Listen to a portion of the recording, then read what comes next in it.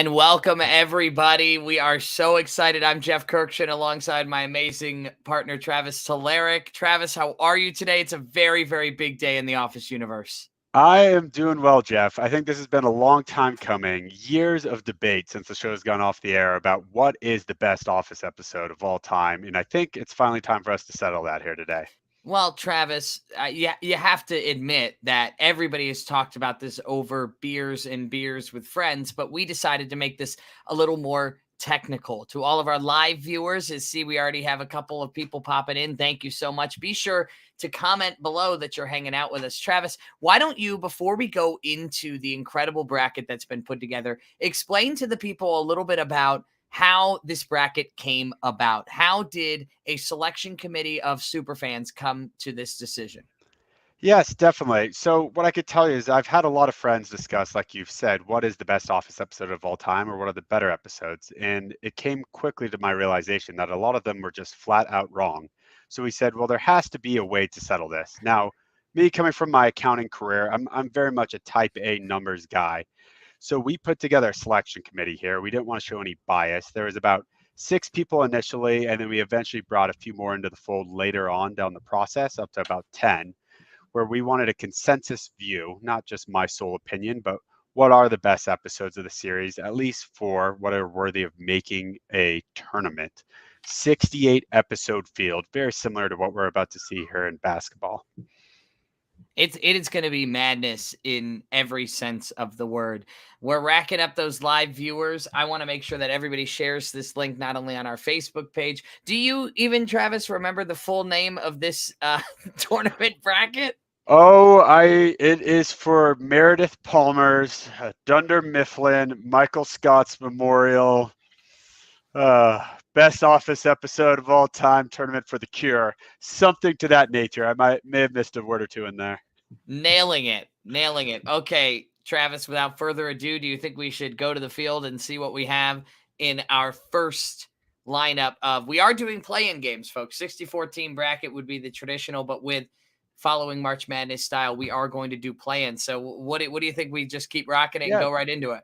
Definitely. All I'd add is that we are looking here looking here at 68 episodes. And again, we could start to discuss some of these that are just popping up. There is some scientific method here. It was not pure enjoyability. We looked at viewership numbers when the episodes originally aired. We looked at IMDb rankings. We looked at polls online. There's a lot of articles, but again, they can be kind of biased for what are the best episodes. So we took a lot of these into account, as well as overall enjoyability, sentimentality, lots of different data points to come up with our field, which we truly believe are the best 68 episodes from the series run of about 180 or so. As we take a look, the first view of the 68 team tournament bracket here, we've got 4 different sections of this bracket, usually split up by what would be considered convenient for teams to travel in location in the United States. But Travis, a little bit different here, being that this is the greatest show of all time. We've got in the top left, Poor Richards, obviously representing the great pub where the office employees always went to after a rough day at the office. The Annex, where people were annexed to literally when they were not loved. CC Toby there. The Warehouse, of course, some legendary stories coming out of that. And then, of course, CreedThoughts.com, which was put together by the one and only Ryan Howard for Creed, which never actually ended up getting published on any websites. Thank goodness. Thank goodness. All right. Without further ado, folks, let's get rolling. In the Poor Richards region, this is big. Coming in, no surprise to the fans out there, the #1 overall seed is Dinner Party. Yeah, the selection committee, it's tough to reach consensus. Again, there were a few #1 overall votes for different episodes. But when you take that weighted average of who they thought belonged in this #1 overall spot, it was quite clear that Dinner Party was up there as one of the best episodes frequently brought up by all fans of the show. Now, I feel like so many memorable moments. On first viewing, a lot of people are 50-50 on Dinner Party, me being one of those, didn't really get it or love it at first. And now it's become my favorite episode because of just the sheer comedy and the idiocracy that is brought. When he takes the plasma screen TV and pushes it back into the wall, not but a 1/4 inch. I mean, it has me on the floor laughing every single time. Now, this is where play-ins kind of come into effect here. We've got the first play-in game of the tournament, which will be the Fire against Ben Franklin. This is a tough matchup right out of the gate. And you're going to be voting for these play-in games right now, actually. It's going to be live. We'll put the link right after we get finished here. Yeah, we got 4 play-in matchups, 8 episodes. That will go live as soon as we are wrapping up here. We'll post the link. We need to start to decide and get this down to a field of 64. I do want to clarify, there's some confusion among Office fans. There are 2 episodes where a fire or fire drill occurred in the office. The fire is the earlier incident. That's season 2. Ryan Howard started the fire, we all know. He accidentally burned his panini in the toaster oven. There's also another episode later, which I think is more beloved, and we'll see soon, is much higher seated in Stress Relief, which is where Dwight conducts the fire drill that causes Stanley's heart attack. Very, very good defining there, because I think a lot of fans would be upset to see fire drill episode land in a 16 seed. Mm-hmm. Trust me, there's a lot more data going into this. And of course, Ben Franklin, ahead of Phyllis's wedding, correct me if I'm wrong, they threw a bachelor party for Bob Vance Refrigeration, and a bachelorette party for Phyllis.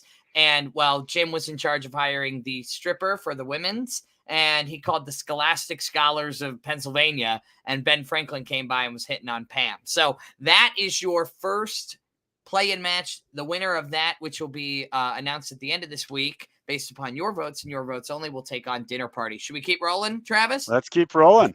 All right, the 8 and 9. Now, this is going to be the toughest matchup of any of these side brackets because they're so closely voted on. You've got the Negotiation against a Benihana Christmas. And right off the bat, I think a Benihana Christmas is going to pull the upset here because it is one of the best episodes. We're talking Sandals, Jamaica.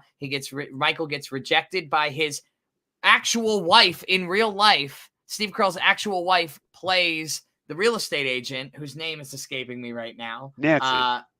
Yes. And, Carol. Nancy's her real name. Whoops. Yes.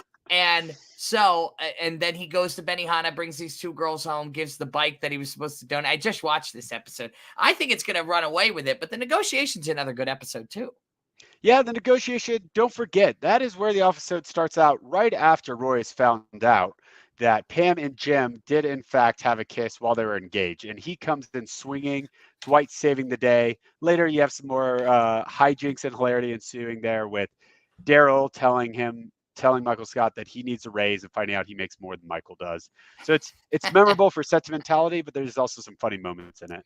Very good point. Let's keep rolling. That's the 8-9. And then we move on to perhaps one of the greatest episodes of all time. The number 4 seed will be Basketball, featured in the very first season, if I'm not mistaken, of the series. And in fact, I was playing pickup basketball the other day. I just got my hair cut, Travis. And so my barber had done my hair and I missed a shot. And somebody called me, "All right, Dunder Mifflin," as like an insult. And so hence, I guess I was pulling like a Michael Scott out there. What is wrong with me today? And it's against the Return. Yeah, so the Return, right? This is where Dwight has left the office for another job. Yep. He comes back at the same time that Oscar Martinez is coming back from his paid sabbatical for Michael outing him as gay and the company trying to recover for how Michael made a mess of the whole situation. So, of course, it's a return in 2 parts with both employees coming back. It is a great, great episode. That's going to be a tough matchup right there. And we move on to Business School and Sexual Harassment. 2 things that really seem to go well together in this kind of show. This is where, if I'm not mistaken, Michael Scott is teaching Ryan Howard all about business school and goes to Ryan's business school to speak, where Ryan is trashing Dunder Mifflin's future as a company, and Michael Scott is full of hope, throwing candy at the students. Yeah, I think Michael actually spells it out really well there when he's educating the student base. He says there are 4 kinds of businesses. There's tourism, food service, railroads, and sales, and hospitals/manufacturing, and air travel.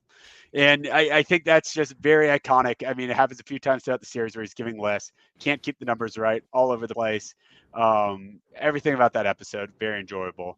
And then we have Sexual Harassment as well, which James P. Albini Michael's lawyer he hires when he thinks he needs to be represented and doesn't realize the corporate counsel does in fact represent him. This is also the episode with the blow up doll, and so overall very enjoyable. All right, and we move forward on the Poor Richards region bracket. Hey, if you are watching live right now, thank you so much. Make sure to chime in on the comments. We actually have the stream up here, so we want to say some shout outs. Quinlan, are you familiar with who that is there, Travis? I believe that is my youngest sister. Could be there another you Quinlan. go. I know we have a ton of viewers right now, but I think we got one Taleric watching. Yeah, there's a couple Talerics, I believe. Will, thank you so much. Chris, thank you guys so much for being on the stream. We appreciate you. Chris said Benihana Christmas is a sleeper. And Will says basketball upset is coming. So he thinks the return is going to take over basketball. I love those hot takes. Keep them going in the comments. Here we go. So it's worth mentioning, Jeff. Sorry, I apologize to jump in, but something I should have made more clear as well. The selection committee, not only did we want to determine the best overall episodes to be represented, but we wanted to ensure there's at least one episode representing each season of The Office. We'll see here that maybe the earlier seasons are more heavily represented. Those are our stronger conferences, so to say, for where the episodes come from. We want to make sure those later seasons still have equal representation. Dinner Party was the #1 voted episode for season 4, as well as the #1 overall seed. But basketball was our favorite coming out of the season 1 conference, so to speak. That was our favorite of season 1, although we may see some more season 1 teams still make the tournament. Well, season 1 was definitely a interesting one. It was obviously modeled after the British Office, and so the first episode is actually almost a take-for-take copy of an episode in the British Office, and so it really took them a while to get their feet underneath them. But I think basketball is iconic in that. And then we go to the #3 seed in the Poor Richards region, which if Emily Rios, my fiance, is watching right now, which I do believe she is, because I opened up the computer downstairs and basically made her tune in.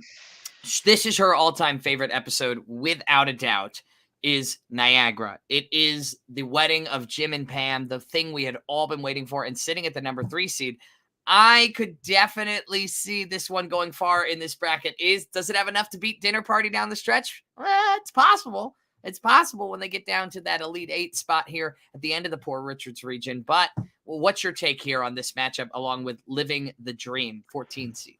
Yeah, so Living the Dream, I'm afraid this is one of the few episodes we see coming out of season 9 being represented here in the tournament. It is very iconic. These are both sentimental episodes. Niagara for Jim and Pam's wedding, Living the Dream for when Dwight finally takes over as office regional manager. And to your point, with Dinner Party being up there in the bracket, I mean, this is a good juxtaposition of an episode that is hilarious and has you laughing the whole way through versus one of the most sentimental episodes of the whole series. So we'll see where our voters' minds are, whether it's the enjoyability and laughs, whether it's actually the plot and the tears that make them vote for an episode. All right, and we keep rolling through here. Michael Scott Paper Company and AARM, the 6 and 11 seed respectively. And of course, Michael Scott Paper Company, a short-lived but iconic business plan where Michael poaches Pam, gets Ryan from the bowling alley at the time where he was working, and creates the Michael Scott Paper Company in order to compete with Dunder Mifflin. And then ultimately, I love this little side story for the 3 of these characters.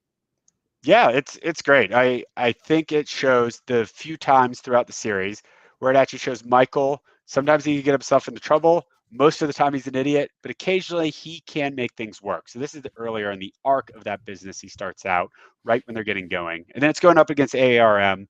Again, memorable for sentimentality. This was the penultimate episode of the season, of the series, coming right before the finale.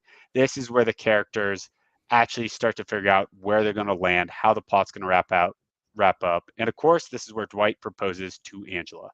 Yeah, that's a big one. Big personal moment.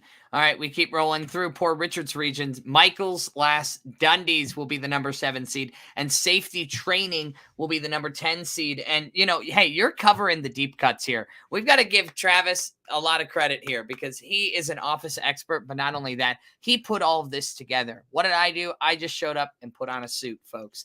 But Travis is the real mind behind everything here. Michael's last Dundies, when they're singing Seasons of Love, along with Will Ferrell making an appearance there. I mean, what an iconic episode with him trying to host with one of the best cold open hosts of that Dundies. Remember when he dresses up as all the characters in The Office? Of course. One of my favorites of all time. And I never Yep. thought the original first Dundies episode could ever be beaten, but this one is close. Yeah, I think it's great. It's Will Ferrell, I think, very funny for the brief cameo made on the series. And of course, it's all the laughs, but also very sentimental because this is the episode before Michael leaves, and the office wishes him well by singing, like you said, singing him out when they all get back to the office in the conference room. Well, I appreciate all of our live viewers here. Safety training, number 7, Michael's Last Dundies. Here we go. Number 2, no surprise, the Dundies. We're talking about the original Dundies episode here where Pam gets thrown out for life out of the Applebee's.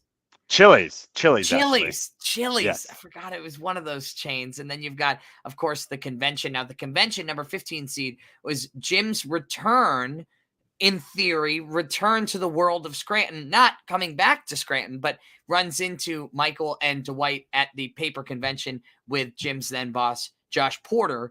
And this was one that I fought for. I fought for the convention because I love it. It features, I mean, a huge cameo in Jerome Bettis, the bus. Why do they call him the bus? Yep. And it's a good episode. I mean, both of these are great episodes. I don't want to shy away too from the spotlight where the Dundies coming in at the number 2 seed. Again, while seeding came down to a very scientific process. When we saw we had the Dundies at number 2 and Michael's Last Dundies at number 7, we couldn't avoid pitting together a potential second round matchup between these. The first Dundies, again, the show's just getting going. First time we're referencing it. A lot of laughs. Michael's Last Dundies, they've only added on to that so much more so. So this will be great seeing them go to head to head. Again, the Dundies also iconic for them getting the Chili's manager at the end of the episode. The only way they would allow them to film their on-site at Chili's was if he could disclose that Pam had been overserved and she would never be welcome back to the establishment again. Well, you love to see it. There is your poor Richards region, folks. Now, don't forget that we're going to be putting the first round of voting link in, and it's just for the play-in game. So this may be daunting right now. You might think, oh, it's going to take me 2 hours to vote. No, we've broken it down round by round, and it's going to be it's like Wordle, right? You get one a day. This is going to be just like that. We're going to give you in doses throughout this tournament. You're going to be voting and hanging out with us. Once again, a big shout out to our live viewers. Thank you so much. Anna Kirkshin, don't know if you're familiar with her either.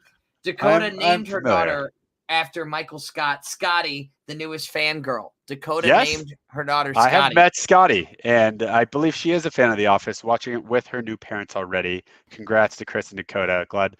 It always makes sense to name your kids after an Office character. Now, quick question for you. Does Wesley get excited when she hears that? Because I see TikToks of kids all the time who like really enjoy the theme song because it's like kind of almost cartoonish. She does perk up with the song. I will say, though, that is in direct competition with her current favorite series that she's watching, which is Coco Melon.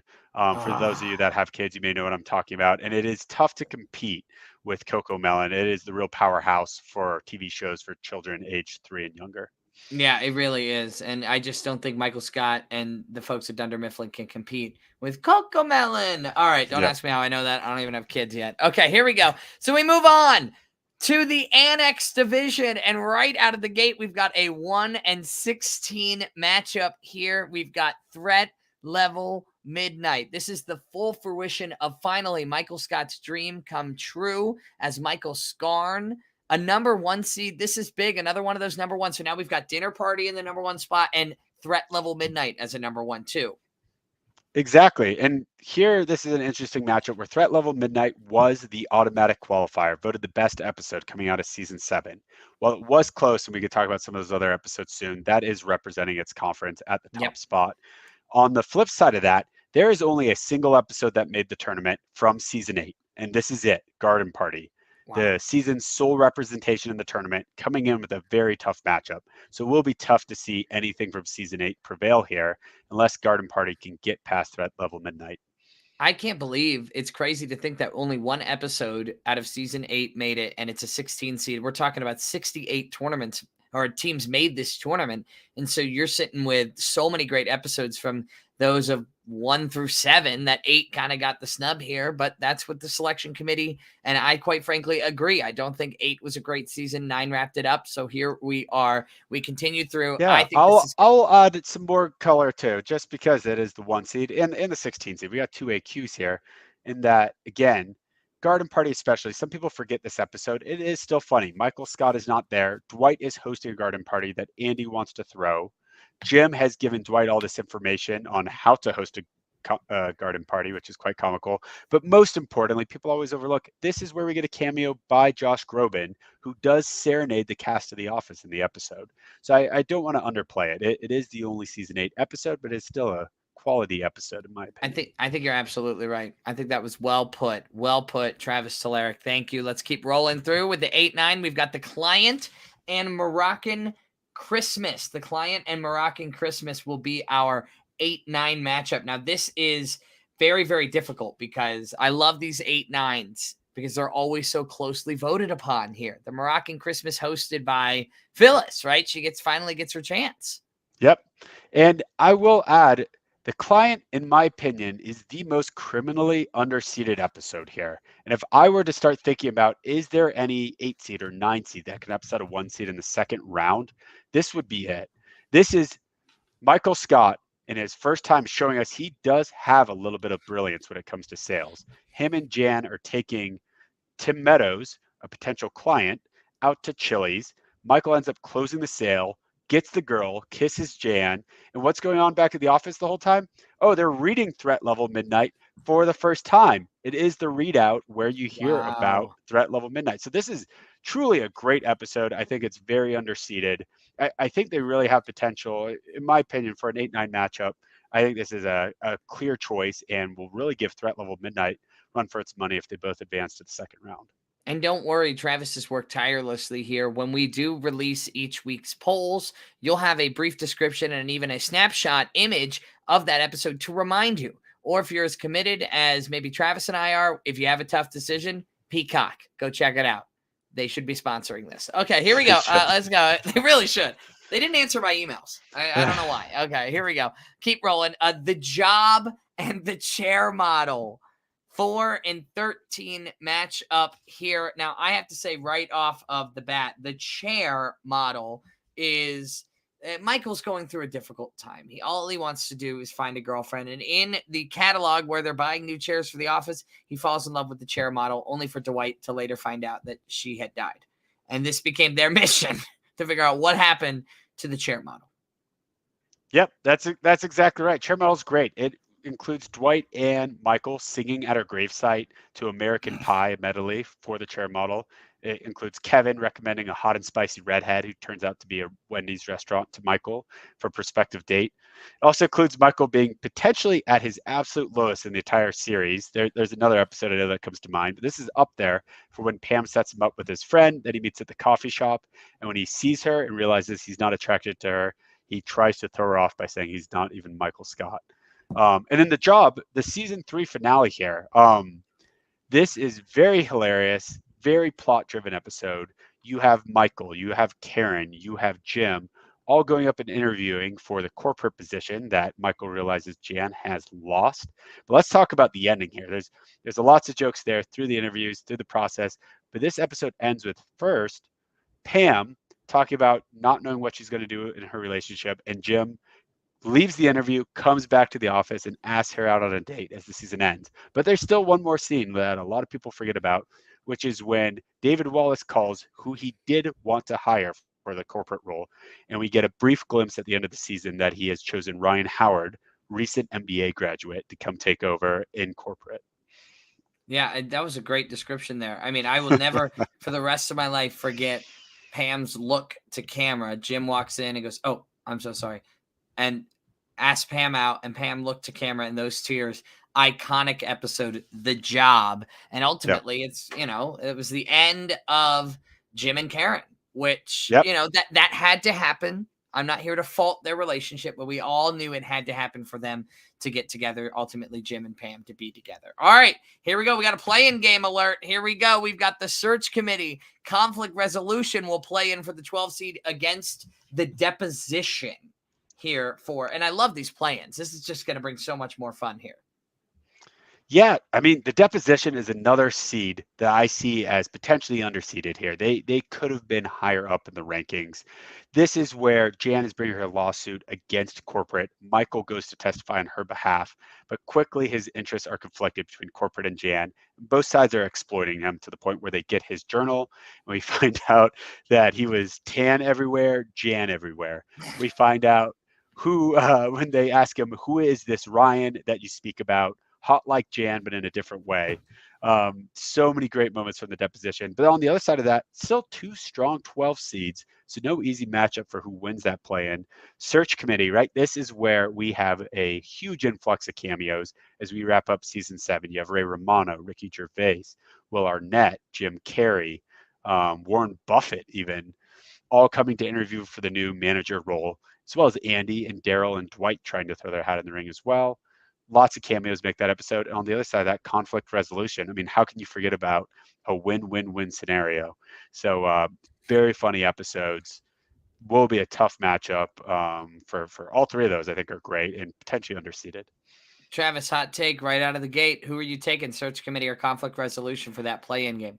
I hate to say I'm a sucker for cameos, but Search Committee just has so many memorable ones where each of those comedian or actors' lines as they come on had me laughing the whole way through. Recently rewatched it, and I think that is my pick for who I would take between those two. Don't forget, we're going to be posting up the link for you to vote in these play-in games towards the end of this stream. Still while we're live, but towards the end of it, we're going to make you head through the Annex and the rest of the amazing picks we have here. Oh, my goodness. The number 3 seed is going to be the finale. And number 14 would be Phyllis's wedding. Finale versus Phyllis's wedding. Now, obviously, the finale is what? The finale of the entire show. The finale, season 9, last episode, series you're looking finale. At Dwight and Angela's wedding, Michael Scott's return, Mindy Kaling and BJ Novak finally get back together as Kelly and Ryan. I mean, just like so much fun. And season 9 was a rough go at it. However, I think this one just put everything together so beautifully. Yeah, I love the finale. I love that they got Steve Carell back, as well as some of the other actors and characters who had not been in the last few seasons, all making a return.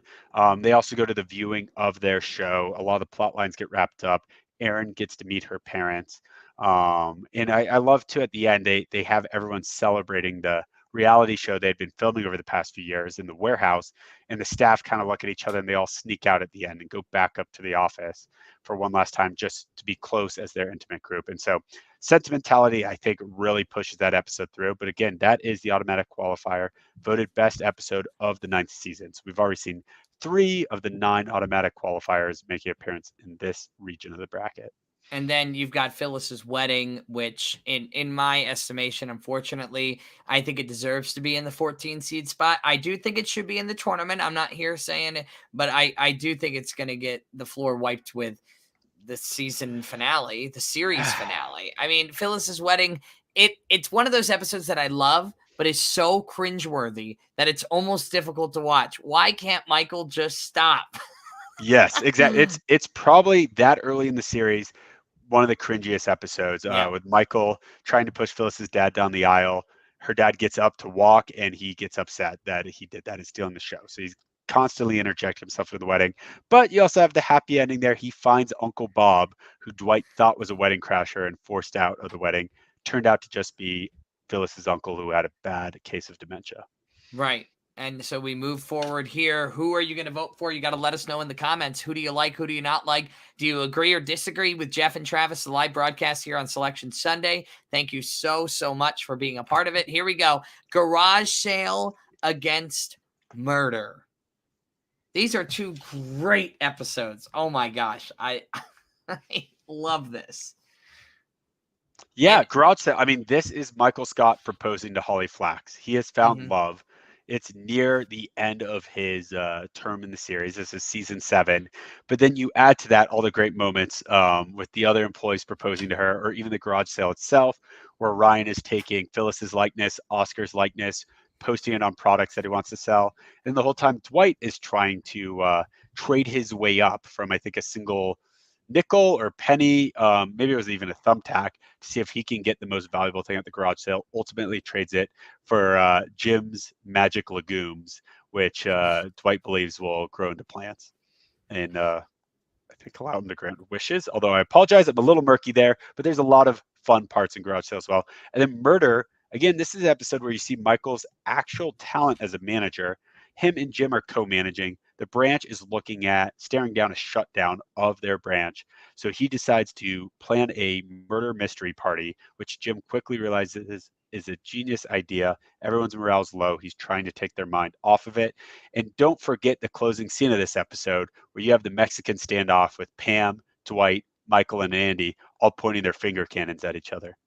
And also, it's the budding romance of Andy and Aaron in this episode. It's a very big one, plot point for them, too. So that's a very, very big one. Don't forget about that. I mean, it's hard. It's going to be hard to beat Garage Sale because that proposal was so amazing. And I love when he shows them the ring and he says, what does he say? It's supposed to be 3 years salary. 3 year salary. 3 year salary. Yep. And Pam curses, if I'm not mistaken. Yes, she does. And now, I might be wrong here. Fact check me. People in the comments, fact check me. Is this the only time that Pam curses in the series run? Because there's not a lot of curse words that get bleeped out, of course, because of cable television. But I think this might be the only time that Pam actually says a curse word. And it's during the moment where they show the ring. I think it's great. You might be right. I'm not sure. I know a few other characters' memorable curses, but I cannot think of it. When Michael rides in during Benihana Christmas on the bike, that's one of my favorite ones. He says the F word when he rides in and he hits the plant. That's one of my favorite curses in the show. We move on. Company picnic and frame Toby. Oh, the company picnic. Of course, we see the return of Michael and Holly come together for the company picnic and put on their show, of course. And that was not approved by David Wallace at all. Right, Travis? Oh, can you hear me? Oh, can you hear me? I got you. Yes. I think I dropped the internet there for a second. I'm back. You're back. All right. So I was just saying how Michael and Holly have come together for a company picnic to make their show, but they are not truly a couple at this point. Oh, no, not at all. Holly is still dating her boyfriend from her branch, and his name is escaping me right now. Michael is trying to make a move, ultimately realizes maybe that wasn't the right time or place. He does believe it will happen eventually. This is the volleyball matchup. This is actually the season 5 finale, I believe, or 6 finale, because it ends with Pam injuring her ankle in the volleyball matchup. Her and Jim are in the hospital. They're trying to rush back so they can beat corporate. But the memorable line where you don't even hear what's happening. You just see their overwhelmingly positive expression, hugging, crying. Then Jim steps out and tells Dwight to, hey, call in the subs. And you're able to intuit that they just found out they were pregnant. Amazing. So beautiful. Love the ending. Let's wrap up the Annex. This is our second of 4 divisions in this incredible tournament to find out truly which office episode is the greatest. We come down to beach games and Dunder Mifflin Infinity, better known as Dunder Mifflin Infinity. Should push the words together, Ryan. Exactly. Beach games, iconic. One of my favorites. This is where Michael thinks he's going to be getting that job in corporate that we mentioned earlier. So he wants to have the beach games, the hot dog eating contest, the walking across the hot coals to find out who has what it takes to lead this brand. What an idiot. And I love Michael Scott to death. Yeah, this is where you also see Andy get in the sumo suit, and Angela, who will eventually become his future fiance, lets him fall into the creek or Lake Dunder, I think they're on, and kind of float away. Lake Wallenwampak, I think. Oh yes, you are right. You are right. I forgot. I did put that in my note descriptions, and I'm if you can't tell, Jeff, I'm actually going without the notes right now. So I am too. I mean, memory. I will glance at it every once in a while to make sure I remember what episode we are talking about. As we mentioned, the fire and fire drill. Sometimes these are kind of similar names, but no, I mean, you're doing a great job of pulling this right out. Yeah. So Jeff, looking at the region here, we're halfway through the field. Who do you like? And more specifically, it's easy to go with the these top seeds, but looking at some of the lower seeds, do you actually put stock in any of these making it through a round or two and actually getting to like the Sweet 16? That's a great question. And for those that don't, aren't seeing this as a whole picture, we're in the round of 64 here. So the next round, if they win this round and the next round, will put them into the Sweet 16, that third line in. So you're talking about having to win 2 matchups. But I'm not going to lie to you. I really, really I like Dunder, Mifflin, Infinity. I love beach games, but the fun of Ryan being back from corporate and Michael being upset that the ageism suit is going to hit him and that they all have this new company. And ultimately, this is a huge plot point because Dunder, Mifflin, Infinity ultimately becomes this huge issue within the company and gets Ryan fired and the company in a lot of trouble financially because they're doubling their sales in person to also the website. But I think Moroccan Christmas has a great shot. A murder could definitely take down Garage Sale, but Garage Sale has a big plot point in. It's tough. I just have to say, and I know it's a cop-out, number 1 seed, Threat Level Midnight. I think it's going to take it all the way to the Final Four on this one. We will see, because again, I've told you my interests lie with the client. I think it's criminally underrated. I might even like it more than Threat Level Midnight. Wow. I wouldn't be surprised. It's an outside chance, but I wouldn't be surprised if we see one of the 1 seeds go down early just because of the fierce competition we'll get from the client in the second round if they both advance. Hot take from your sister Quinlan Telerik says that the last scene of Murder is one of the best seasons in the series. I'm assuming she means best scenes in the series. And probably I would agree. That Mexican standoff where they're all standing there with their finger cannons pointing at each other. Amazing. That's so memorable, so funny. The episode overall is a great one. The client for sure also. All right, we move on here. We've got 2 more to go. If you're sticking with us in the live stream and you haven't said hi yet in the comments, just go ahead, throw us a like or say hi, and you'll get a shout out on the live stream. Let's keep rolling. Big shout out to our incredible work with the search committee. Thank you. Thank you. Thank you. You have made this possible. Few special shout outs: Andrew Nelson, Scott Faulkner, Sam Scott, Josh Standifer, Amanda Tennyson, Anna Kirkjian, Quinlan Telerik. Who am I missing, Jeff? Let's see. Wesley Telerik. Wesley, yes, the kids as well weighing in. For giving us time. Oh, geez. Yeah. I know there's more. If I'm missing you, I apologize. Will Armijo, Ian Hardman, you guys are on the stream. Thank you, guys. Yeah. All right, here we go. We keep rolling through to the warehouse division, and number 1 seed right out of the gate is Stress Relief. With the play-in, 16s will be drug testing against email surveillance. So we are now on to another 116. Tell us a little bit about this 1 seed here, Travis, and how it got to be one of the top 4 episodes. Stress Relief was right up there with Dinner Party. Again, I teased this earlier. This is the fire that I think most people most enjoy, where Dwight conducts a fire drill to start the episode off. It is nuts in there.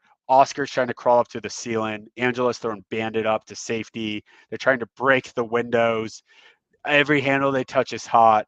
It's hilarious. It results in Stanley having a heart attack. That results to them needing to learn CPR training. Michael realizing that he might be the cause of Stanley's stress. And then Michael trying to de-stress the office. This is also the roast of Michael Scott. This was an hour-long episode. It aired right after the Super Bowl. It blows every other episode of the series away with viewership. We're talking when it aired live, over 22 million, which is about 15 million more than any other episode ever achieved in viewers because it came on right after the Super Bowl. So by many metrics, it is up there neck and neck with Dinner Party for what could be one of the heaviest favorites to win this tournament. On the other side of that, drug testing and email surveillance. Drug testing, I think, is very memorable. Most people know the shtick. It's Dwight finding the joint out in the parking lot and then interrogating the employees to figure out whose it was. I do very much like that, but I would like to take a moment on email surveillance. Again, I think this is a very underseated episode. Going up against Stress Relief, even if it wins the play-in, it would be an uphill battle. But don't forget, email surveillance starts with Michael thinking the IT guy's a terrorist and freaking out, progresses to Jim inviting everyone except for Michael over to his house for a party. And then we see at the end of the episode, Michael actually going to improv class with the classic line where he's trying to bring a gun into every scene and then bails on improv, goes to Jim's party, and him and Jim end the episode while singing Islands in the Stream. And at the same time, you actually get a glimpse in the background of Dwight and Angela hooking up for the first time. Yeah. Oh, is that the first time? That's the first time. Yep. Wow. At least the first time that we see it, or First, would that? exactly. It could have Yeah, happened before, but we're not I sure. think most Yeah. fans and fan That is theories would say that is the crazy. first No, I time. I think you're definitely making a case for email surveillance, drug testing being a huge plot point because ultimately that's what led to Dwight leaving his volunteer police officer job. You know, Exactly. this was big for him. Very emotional journey. Will it take over stress relief? That's up to you. You vote in the play-in games. We'll hit you with that link here once we get wrapped up with all of the tournament. Here we go. Classy Christmas against local ad. And Classy Christmas is when we find out that Holly Flax is coming back to the office and Michael wants to dump the entire Christmas party and make it into a Classy Christmas versus local ad, which is one of my personal favorites, where just the open of the whole episode is when they go, all right. What do we do? Okay, so shout out some ideas because they know that a commercial company is coming, an ad agency, to help them make an ad.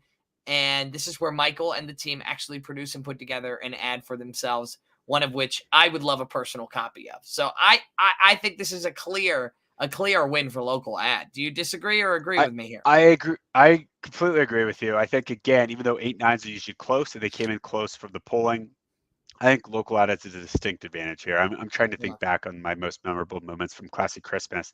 They're few and far between, so this one might be a bit more lopsided.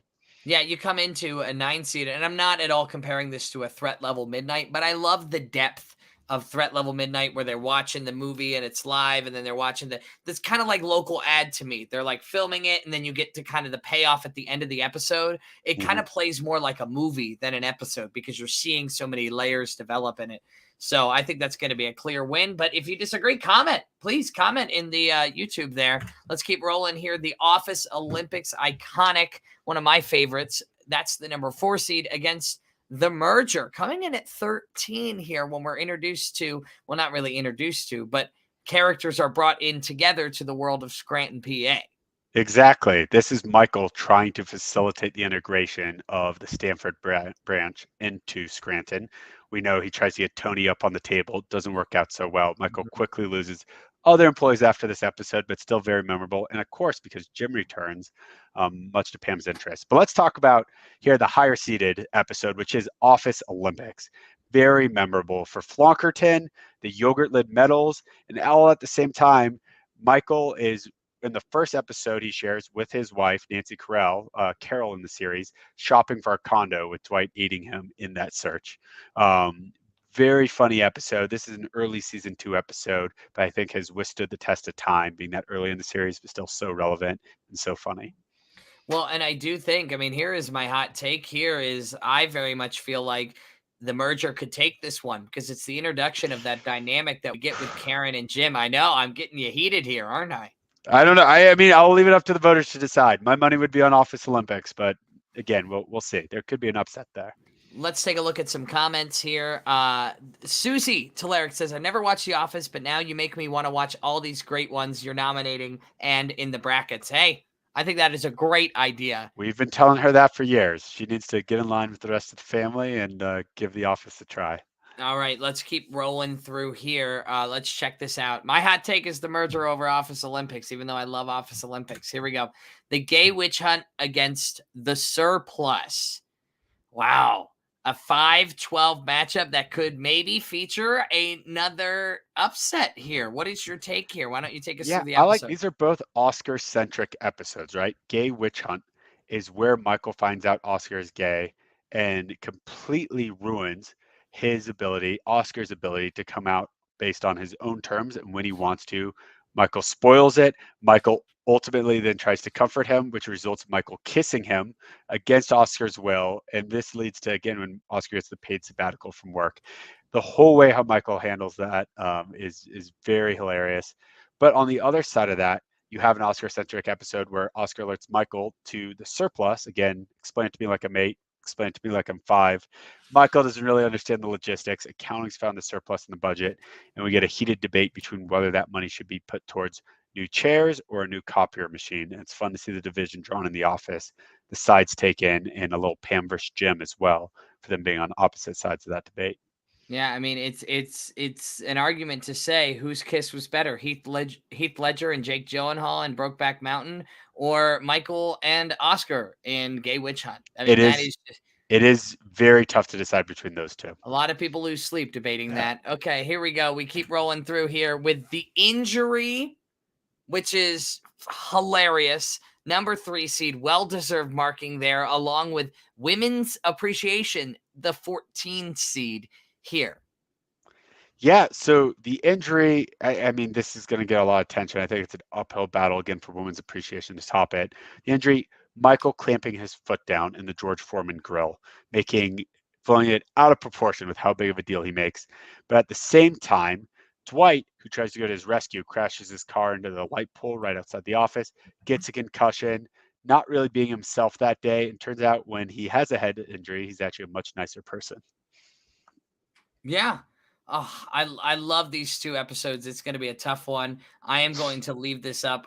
Nico says the injury is top tier, Yeah, and this was a divisive episode and it did get some votes for number 1 overall. Some people thought this should be wow. higher seated. So even coming in at number 3, it will have a lot of competition to win the region outright. All right, we keep rolling here. Let's keep going with, here we go. Ooh, I'm in the wrong part. There we go. Okay, we've got Broke, number 6, Broke seed against Healthcare, number 11 seed. Healthcare. Is this, remind me, Travis, the one where Michael puts it on Dwight to pick the healthcare plan for Dunder Mifflin? This is another season 1 episode, and actually, while I agree that basketball is likely more iconic, this might be my favorite season 1 episode for Wow. all the laughs, all the jokes. We got Count Chocolitis. Count Chocolitis. Sorry, we have Evan.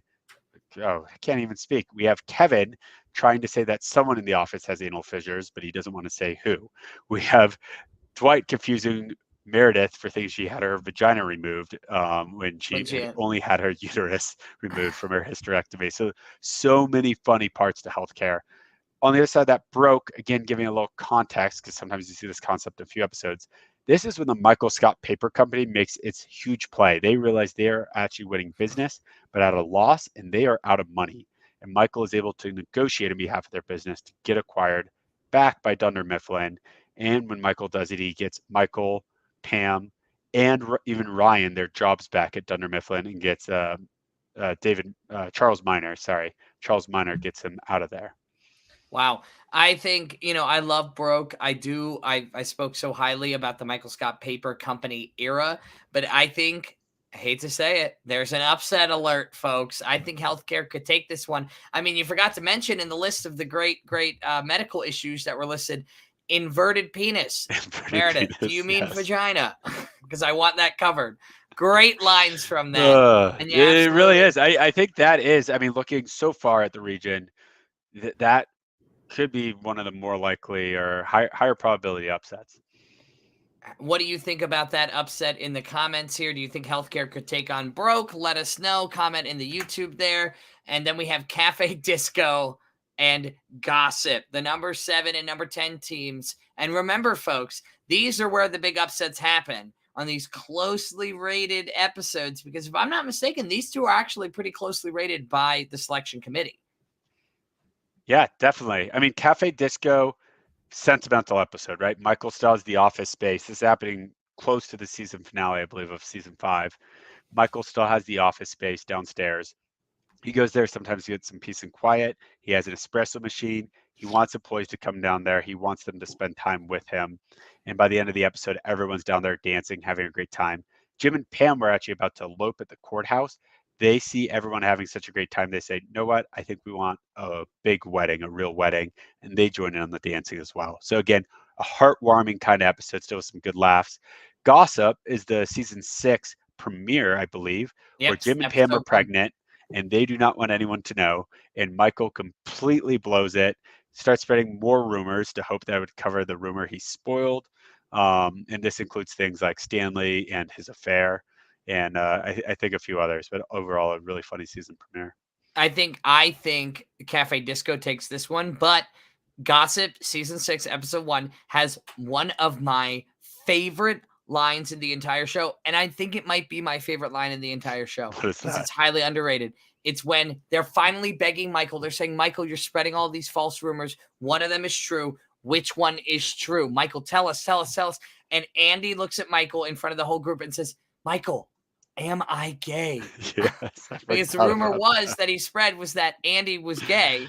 And that. Andy is like, well, I mean, if Brad Pitt kind of, I wouldn't push away if he tried to kiss me. And I forgot about that. a Yep. huge line. I think it's highly underrated. I think Cafe Disco still takes it. But who will the winner of this matchup be taking on in the 2 and 15 seeds? Well, it's Fun Run against the Duel. And the Fun Run, this whole tournament is a little bit based around the Fun Run because of the name of the episode that is featured a part of it. Exactly. This is our namesake, and overall, a great hour-long episode. Again, this was very close to being a top seed.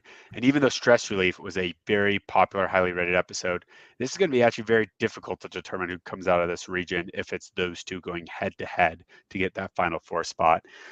You have Michael hitting Meredith with his car, the memorial run he sets up for her, thinking the office is cursed. What else is going on in this episode? There's the fettuccine Alfredo. So many memorable moments there. And then the duel, which is where Andy finds out that Dwight was sleeping with Angela while they were engaged. And so they decide that they need to settle this by fighting, which I think turns out to be a bit anticlimactic. But it's Andy hiding in his car while Dwight's walking around the parking lot looking for him, and then Andy almost running Dwight over with his car. Yeah, well, a great line from that episode. The Prius is virtually silent under 20 miles per hour. Yes, I I love to see forgot it. about that. But also, just a note on Fun Run, you got to remember this was when Jim and Pam really started to hit their stride as a couple, and they, oh no, we're in the back of the line and held hands during the Fun Run. And it gave us all of the love butterflies with the greatest television couple that's ever lived. And I'll fight you if you disagree. And All I right. did look at my notes. Fun Run is also where Pam sees Michael naked in the office. That's worth bringing up, as well as Dwight killing Angela's cat Sprinkles by putting him in the freezer. Do you imagine, and you can be honest with me, do you imagine there being a matchup that isn't Stress Relief 1, Fun Run 2 for the Elite 8 to enter the Final Four? And those are two great, iconic episodes. I think, if anything, you might be able to throw in the injury. Yeah, this is a really tough I mean, those are three great top three seeds. I think everything below that is going to have an extremely hard time advancing to the Elite Eight and beyond. So it may be rooting for some early upsets. Get to the Sweet 16 is a huge accomplishment. But looking at the strength of those three episodes, it has to be one of those three. I feel like winning this region. Yeah, Chris here says best episode is Stress Relief, and I just found out that I can show people's comments on the live stream. I was wondering what was going on. I saw that as well. This is so cool. The injury is top tier, says Nico, as we mentioned earlier. And car bloating, of course, Chris referencing Fettuccine Alfredo from Fun Run. So now that I know I can show your comments, how cool is that, Travis? I just found out that's this is great. Now I can actually see these things and believe you right. instead of you just making up. I'm just making it up. Random people commenting. Good. Right. Good. So if you want to get shouted out and want your name up on the live here, well, we can do that for you. All you got to do is comment, and I will give you a shout out. We've got one more section to go. 68 total teams, Travis, and we have 17 more to go. Last 17, last region. Let's get to it. All right, here we go. Wow, right out of the gate, we find out our final number 1 seed is Casino Night against Travis. This is a travesty against the Pilot. You've got Casino Night against the Pilot as the 1 and the 16. That is so heartbreakingly difficult to choose from. So it is difficult. And again, we gave the Pilot an automatic qualifier. It was our 10th. All 9 seasons got 1. We had to include the Pilot. Again, we took this to the selection committee. It was the consensus view that while notable and historical, you go back and watch this episode, it is not as enjoyable as maybe the nostalgia would lead you to believe. On the other side of that, an absolute powerhouse of an episode, Casino Night. This is the best episode of season 2 as determined by the committee. Again, a very strong 1 seed. Besides all the laughs of the throuple with Michael and Carol and Jan and getting ready for the Casino Night and Creed end up stealing chips and winning, this, of course, is when you have Jim finally confront Pam at the end of the episode about how he feels about her. their kiss. And then what you quickly realize, Pam is not there at that point, not willing to accept it. It's the buildup, it's the excitement, the passion, and then the heartbreak. Like there's so much emotion, so much laughter in that episode. I think this was an easy decision by the committee that this deserved a 1 seed. I think so. I definitely see. I think this is going to be the toughest of the 116s because there's going to be nostalgia there for a lot of fans. We'll see how it goes. Shout out to Mateo. Thank you, saying this is awesome. I'm glad you're enjoying the live stream here. Let's keep rolling through. And we've got weight loss against Golden Ticket. What a great matchup for an 8-7 here. A competitive one, weight loss, where corporate, which would never, ever fly anywhere ever, is having a weight loss competition between the branches. And then, of course, the golden ticket idea where Michael slips golden tickets to get 20% off your next paper order, and it ends up going to the same company. Dwight offers to take the idea, but ultimately it ends up giving them more business. I love the dynamic between Michael and Dwight in this 9 seed here. Yeah, and don't forget, weight loss is also where we see the montage. It's covering them over the whole summer through the competition. And you see Ryan show up with the goatee, so Michael shows up with the goatee. And then Ryan shaves the goatee, so Michael shaves the goatee. Funny stuff. Michael and Holly as well, just really hitting their stride in their relationship. A lot of really good stuff there. Also, to your point, I've actually worked for a few corporations that did have a very similar weight loss competition. I Really? guess it was different in that they want to have everyone step on the scale together, the individuals measuring how much weight they lost. So don't be surprised. There's still some businesses that do that. I loved it though. I loved this was the Holly Michael kind of ticking up for them, and so this was very, very big for their relationship. Can't wait to see how the fans vote here. And if you want to vote ahead of time, just for fun in the comments, please feel free to do so. Let's keep rolling through with Goodbye, Toby. And that's our number 4 seed. And then Michael's birthday is the 13 seed. And Toby, goodbye, Toby. He's going away, and Michael could not be happier. He's throwing a party for Toby leaving. Yeah, exactly. This is the season finale. I had to check from season 4. Why it's important, Jim was planning to propose to Pam. He actually sets up a party or an event outside the office, but Andy, remember, steals his thunder and actually proposes to Angela instead. So it's the buildup for the proposal, doesn't ultimately happen. But more importantly, it's when Toby is leaving to Costa Rica and his new replacement has just came in, Holly Flax, who Michael at first wants to haze, then quickly realizes, hey, I actually like this girl. It's also where Dwight, as a practical joke, makes Holly believe that Kevin is in fact mentally impaired, and that's always very enjoyable to watch her interactions with Kevin in that episode. Yeah, that is a great. She's so proud of him just for going out and getting going shopping at the store. And then you've got Michael's birthday, of course, where Kevin is dealing with a possible skin cancer diagnosis, and Michael just wants the day. But people go crazy for my birthday. I mean, people go nuts. They go to the ice skating rink. And I love the gift that Dwight gets him from Dwight is what the hockey jersey says on the back. Instead of Scott or Michael or anything else, from Dwight. And then, of course, one of my favorite lines, and it's, you can't really joke about it in the real sense of life, but I joke about it silently, is when Michael didn't know that negative was actually a good thing when it comes to a cancer test. You want to be negative when it comes to, so there's it's Kevin. Hey, we're gonna beat this. We're gonna beat this. Everybody else is medical in the background, community. Negative is actually a good thing. All right, we keep rolling through. We've only got a couple more here. Hope you're excited. We got a play-in game. Here we go. Diversity Day. Wow. A number 5 seed lands Diversity Day. Now, I want everybody to be clear here. I purposely did not look at any of these rankings before the broadcast today because Travis has been working tirelessly to set all of this up. So I kind of wanted, the kind of different opinions here of Travis knows what's coming up. And I am reacting naturally the way I thought. I think Diversity Day is ranked way, way too high at a number 5. I think it is tough. I know, and Travis loves it. But I think that we've got an upset alert, in my opinion. If you disagree, let me know in the comments. And then we've got the play-in 12 seed Money, 12 seed Dwight Speech. Wow. Yeah, so actually, again, as the curator of the selection committee's votes and working through that, being the one knowing the knowledge, this was very close between Diversity Day and, if you remember, the number 4 seed basketball for being the most beloved episode of season 1, getting that automatic qualifier spot.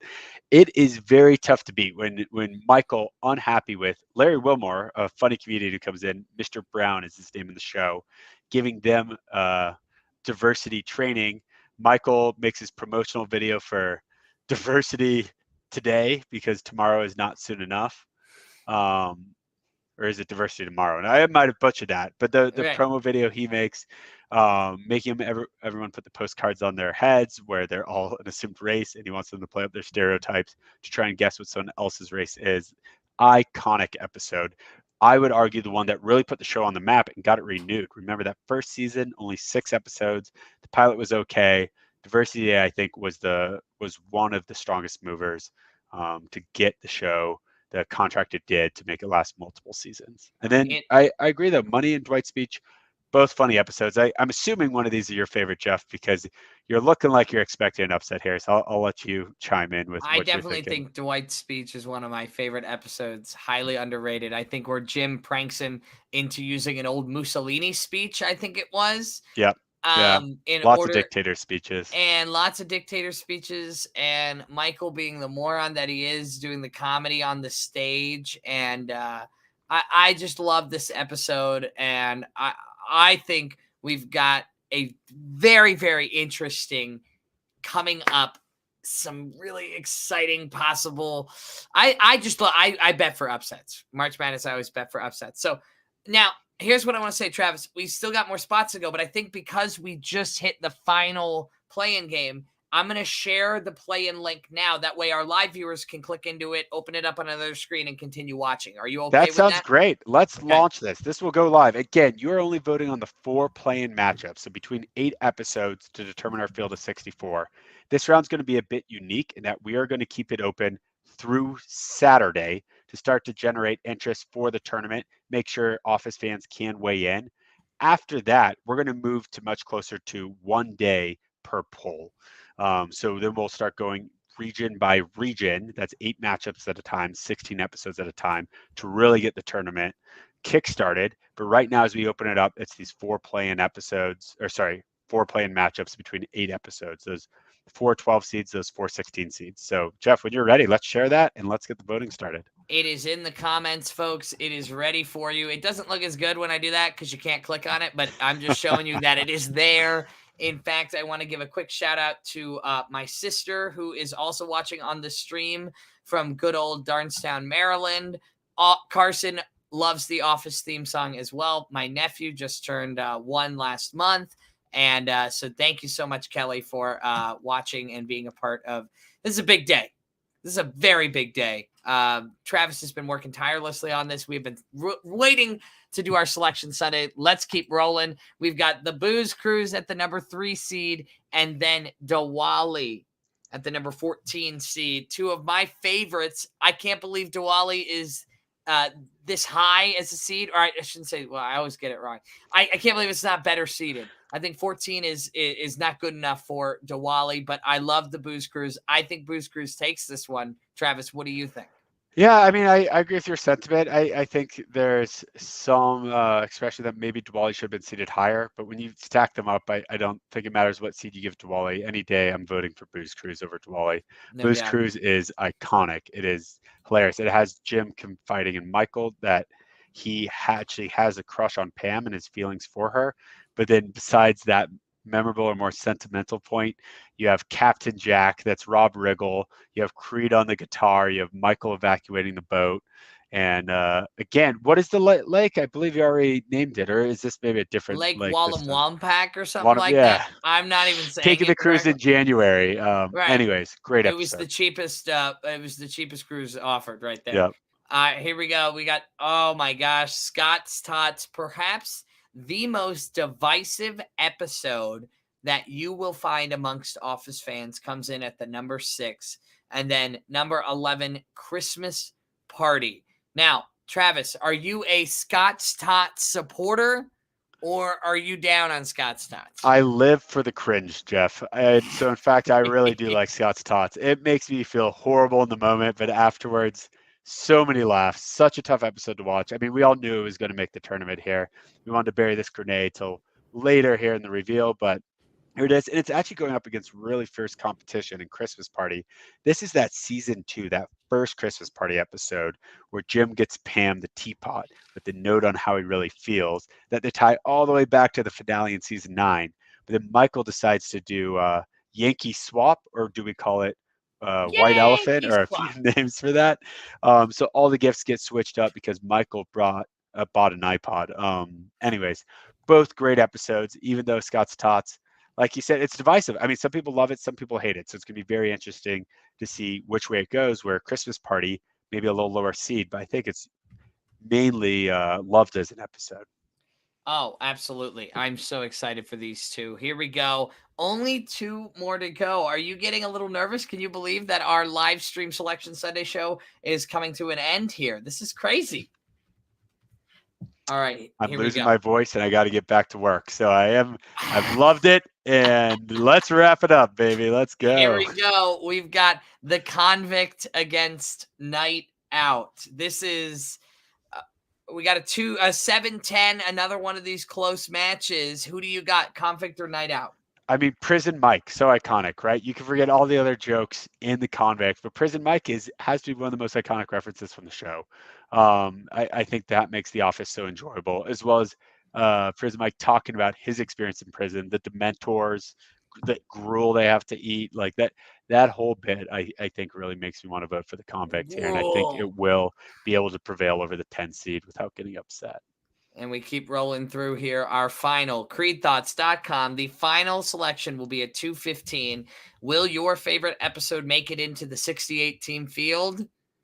Goodbye, Michael, and the branch closing, number 2 and number 15, respectively. Wow, Goodbye, Michael is a tough episode to watch, featuring Will Ferrell, right? I mean, this is Yes, he's yes. in and out of the episode, but this is where Michael says he's going to have his party the next day, but he's really leaving that afternoon. And interesting choice for Michael and the writers there. I was always curious as to, is he protecting himself or is he protecting the employees from knowing that he's leaving? I always thought that was interesting, but it did create a very emotional tug with that moment between him and Jim, and then of course him and Pam at the airport. Yeah, I think goodbyes are hard, and so Michael decides he's going to tell everyone tomorrow is his last day. But it leads to the such memorable scene where Jim kind of figures it out based on Michael's psyche, and Jim tells him, "Hey, tomorrow I'm going to tell you about how you were the best boss I ever had," and that's like. I'm not that emotional of a man, Jeff, but I think that is one of the few moments watching this series where I teared up. It was so much. I mean, fans of the show knew Steve Carell was leaving at that point. That was his last episode. All built up to that. I think they sent him off so well. Pam racing to the airport to say goodbye to him. And don't forget, on the side, you have Michael gifting every employee a specific gift unique to them. He gives Andy the 10 largest client accounts that Andy and then Will Ferrell, D'Angelo Vickers, are chasing after. And we start to quickly realize that D'Angelo, not going to be a great manager coming in, a little crazy. And Andy, still not a very good salesman. Yeah. All right. Well, thank you all so much for being a part of this. Now, we wanted to quickly go over, because I know we're going to get some heat here, Travis, the first 4 episodes that just missed. They're called the first 4 out. They do them for March Madness, and this is bigger and better than March Madness. So we wanted to do it here. The first 4 out, the coup, which is where Dwight goes to talk to Jan about, well, Dwight being the new manager, and goes behind Michael's back. Huge plot point, but misses the tournament. How do you feel about this? I think this was the biggest injustice, the one I'm most upset about for not making it. I tried to convince the committee, but again, with us having equal votes, I was unable to do so. I believe the coup should have been in the tournament. The rest of these 3 I do enjoy, but would not care about nearly as much, and I think it's fair that they did not make it. There are plenty of episodes I believe the coup should have made it over. I could even seen it as a mid-seed, almost at that like 8 to 10 region. But anyways, we could say farewell to it with one of my favorite lines. Your dentist's name is Crentist, and so we had to include that. And in our send off. What about you, Jeff? You have any special affinity for these As a episodes? theater kid, I fought for Andy's play I gave an argument for it to the committee, and it just missed. We only had a slot for like 8 more, and there was like 20 episodes. So to see it in the first 4 out, at least makes me believe that some minds were changed. Andy's play with Aaron watching Jim and Pam's daughter, Cece, and Aaron coming to the play, the wine bottle, and Daryl's plumber is the lead of Sweeney Todd. Yep. I just like this episode has so much for me. But then, I look back at the tournament of 68 and think to myself, man, there are so many great episodes of this show. Business Trip, Koi Pond, all great ones. When they said, well, maybe the fish died of natural causes. His head was stepped on. I did forget that. Outside these 4, any others that you're surprised didn't make it? And we could open up too. Again, comment here. We want to make sure we didn't overlook any huge fan favorites. I believe this is pretty fair. Again, this was a consensus selection process by our committee, but curious, you, Jeff, and then our viewers as well. And anything else we're surprised didn't make it in? Well, I think a lot of our viewers are still kind of chatting about this last selection here. A lot of people saying that they are big Scott's Tots fans.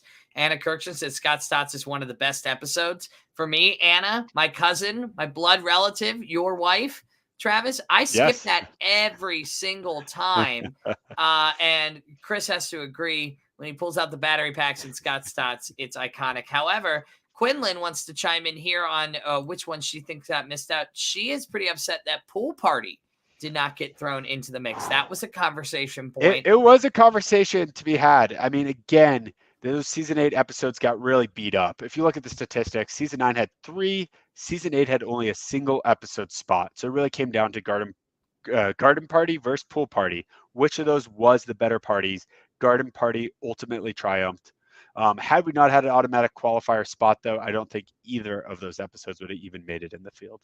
Very good point. All right. So, Travis, here's the look at the big.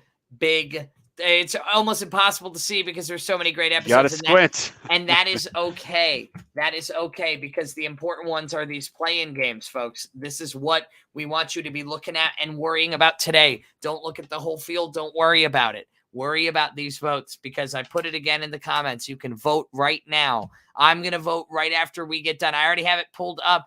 And what I love is I'm looking at it right now. You've got a zoom in. I'm clicking next. And there is a beautiful picture from the episode, plus a quote, plus a little bit of a features tab. So it can help remind you. You don't need us taking you through each one. But this voting is live right now. Should we do our quick picks? What do you think? Yeah, give me your rundown. Who you got, the Fire versus Ben Franklin? I've got Ryan started the fire. I'm on the other side of this one. I'm voting for Ben Franklin through and through. Too entertaining. I think I love Search Committee for the same reasons you do, and I know why you love it. It's all of the great cameos from there. I think that's a great episode. I'm with you there. Yep, I think so. What do you got? Drug testing, email surveillance. What do you think? Like I said, email surveillance, I think deserved a much higher seed. Seeing at a 16 disappoints me. It's going to have tough competition, even if it wins this matchup going against stress relief. But I think it should at least breeze by drug testing. What about you? I think I'm going to have to agree with you on that. I think the drug testing aspect of things, even though I think it's so funny that Michael went to an Alicia Keys concert by himself and met up with girls. I think that is a great plot point. And I also love where Dwight asks Oscar if he's ever pooped a balloon before. Or when Creed, and I'm not a marijuana guy, so when he says that's Northern Lights Indica, and Dwight goes, no. It's marijuana. And then we've got the money and Dwight's speech. Your thoughts right there? What do you got? That's tough. I do love money for the I declare bankruptcy. Iconic line. But Dwight's speech, I think, as you were saying earlier, again, maybe too lowly seated. I think it will take it, and that's where my vote is.